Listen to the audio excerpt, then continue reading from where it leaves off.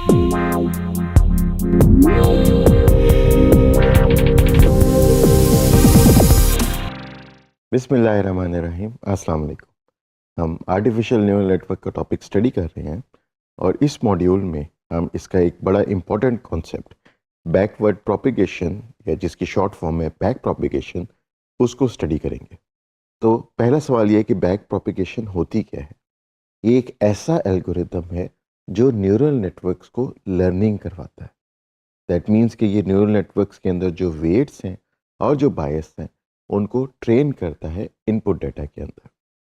Back propagation जो है वो एरर को मेजर करता है हमारे फीड फॉरवर्ड के पास के एंड पे। उसके बाद फिर ग्रेडियंट्स को कंप्यूट करता है जो कि हमारे पार्शियल डेरिवेटिव्स होते हैं। ये हमें बताते हैं कि हमने वेट्स को कितना मॉडिफाई करना है जिससे हमारा एरर जो है वो रिड्यूस हो जाएगा। थर्ड स्टेप पे ये उन वेट्स को एडजस्ट करता है उस ग्रेडियंट के थ्रू जो हमने पिछले स्टेप में निकाला था। और ये प्रोसेस जो है ये रिपीट होता जाता है यहाँ तक कि हमारा एरर जो है वो डिज़ायर्ड वैल्यू तक रिड्यूस हो जाए। लिहाजा बैक प्रोपिगेशन का जो की आइडिया है वो है कि ये लर्न करता है by adjusting weights backward from the output layer.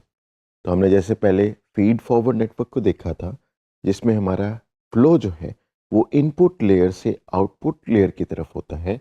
Back propagation का फ्लो आउटपुट लेयर से इनपुट की तरफ होता है, यानी कि ये बैकवर्ड डायरेक्शन में होता है। इसीलिए हम इसको बैक प्रोपिगेशन कहते हैं।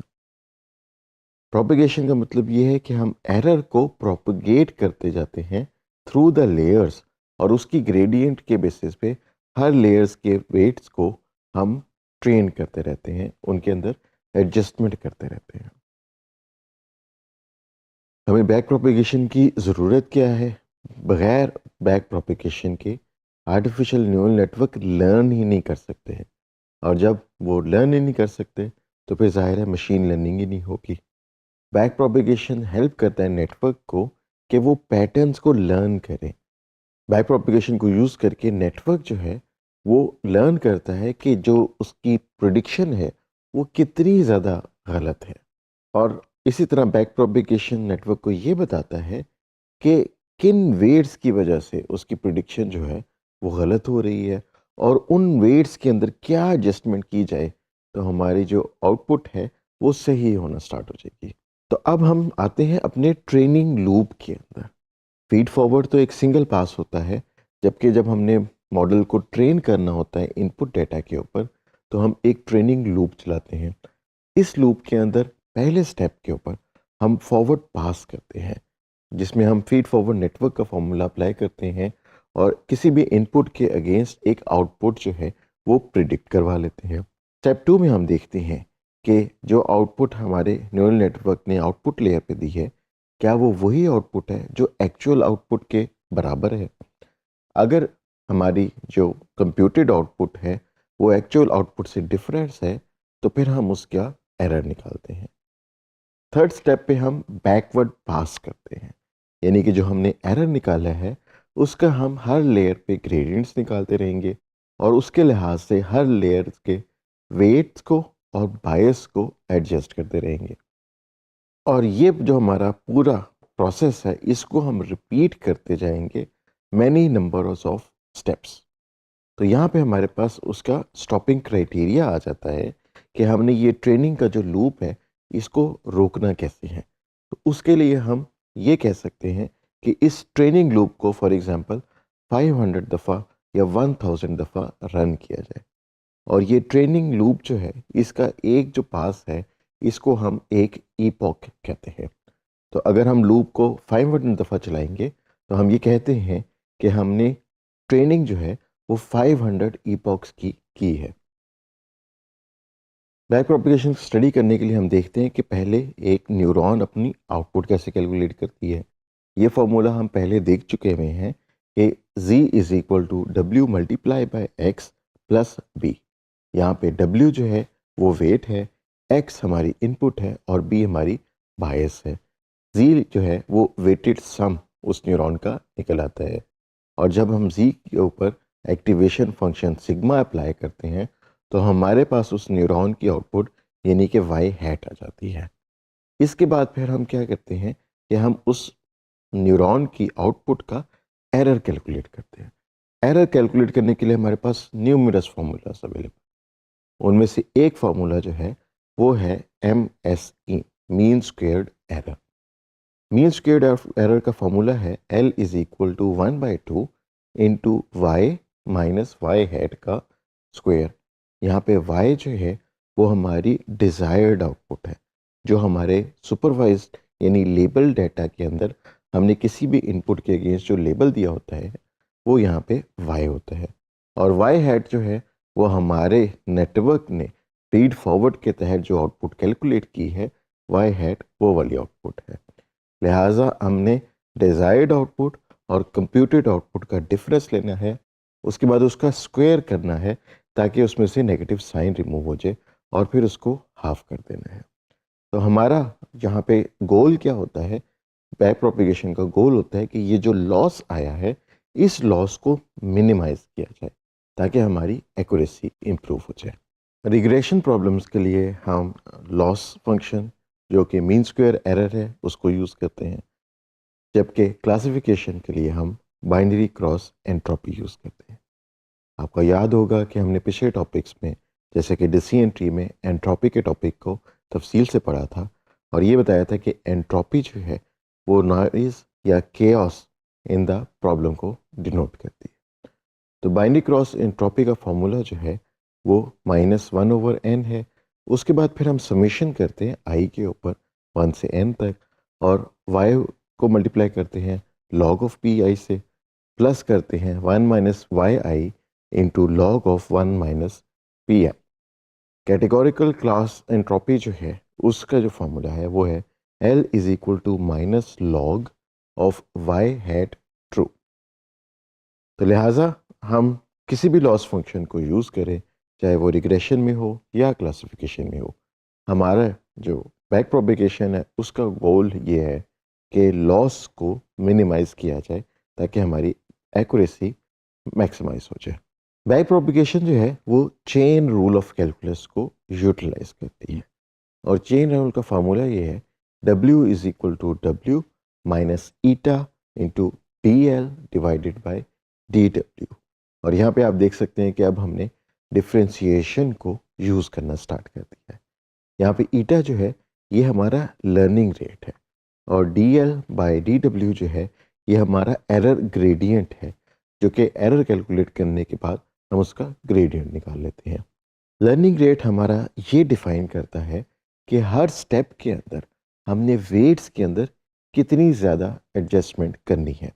अगर हमारा लर्निंग रेट हाई होगा तो हमारी एडजस्टमेंट भी ज़्यादा होगी, जिससे हमारा मॉडल जो है वो जल्दी कन्वर्ज करेगा, लेकिन फाइनल एक्यूरेसी हमारी ज़रा कम होगी। ऑन दी अदर हैंड अगर हम लर्निंग रेट को कम रखेंगे तो हमारे मॉडल को कन्वर्ज करने में टाइम तो लगेगा, लेकिन वो ज़्यादा बेहतर एक्यूरेसी को अचीव कर सकेगा।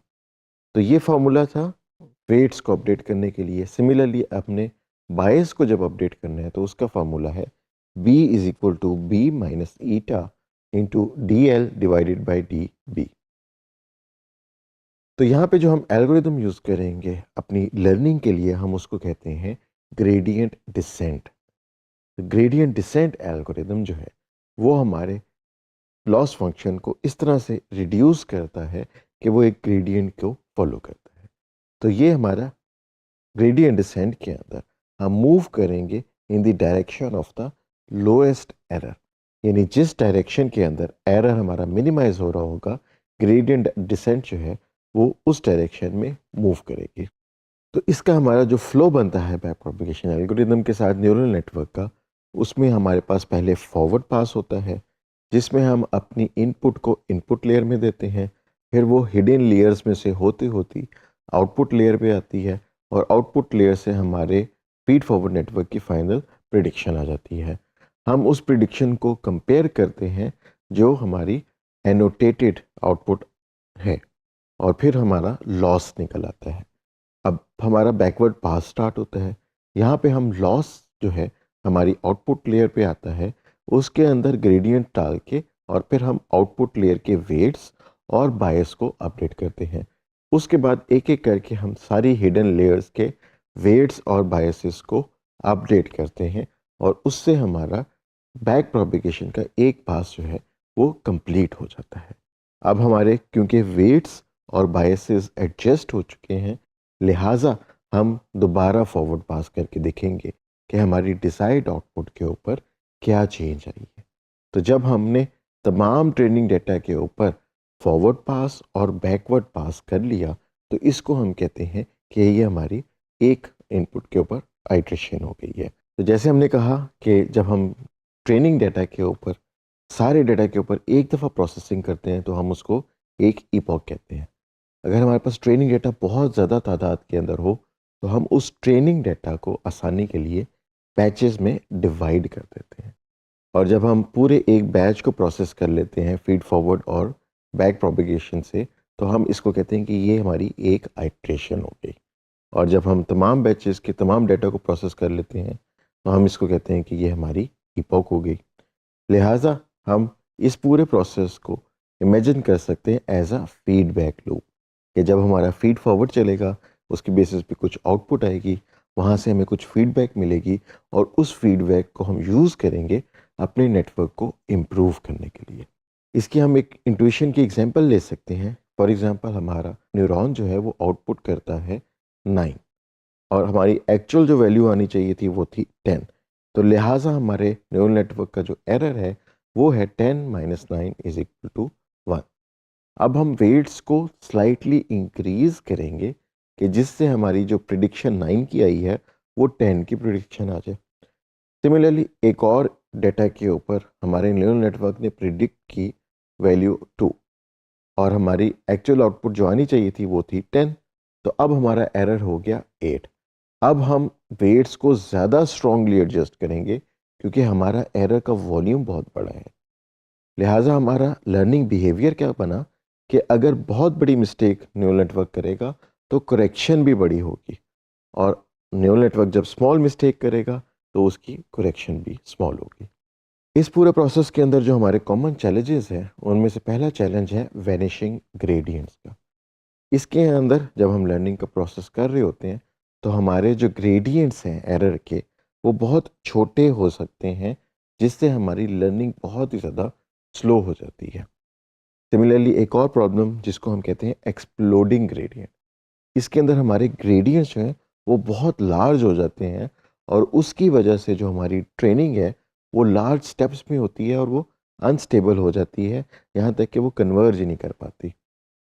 सिमिलरली हमारे पास लर्निंग रेट के भी इश्यूज आते हैं, जिसमें अगर हम लर्निंग रेट बहुत ज़्यादा हाई कर दें तो हमारा जो लर्निंग बिहेवियर है वो डाइवर्ज कर देगा, और अगर हम लर्निंग रेट को बहुत ही ज़्यादा कम कर दें तो फिर हमारी स्लो ट्रेनिंग होगी और हमारी जितनी हमने ईपॉक स्पेसिफाई की है उसमें हो सकता है ट्रेनिंग कंप्लीट ही ना हो।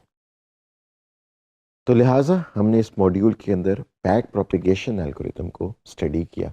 बैक प्रोपिगेशन जो है वो कैलकुलस के चेन रूल को यूज़ करता है एरर ग्रेडियंट्स निकालने के लिए। इन एरर ग्रेडियंट्स की बुनियाद के ऊपर वो वेट्स को एडजस्ट करता है ताकि हमारा लॉस रिड्यूस हो जाए। बैक प्रोपिगेशन बहुत फंडामेंटल कॉन्सेप्ट है in the training of neural networks, और जो ट्रेनिंग होगी हमारी वो होगा फॉरवर्ड पास प्लस बैकवर्ड पास। इसके अंदर हम मेमोरी हैकिंग कर सकते हैं कि हम फॉरवर्ड करें प्रिडिक्शन के लिए और बैकवर्ड करें लर्निंग के लिए।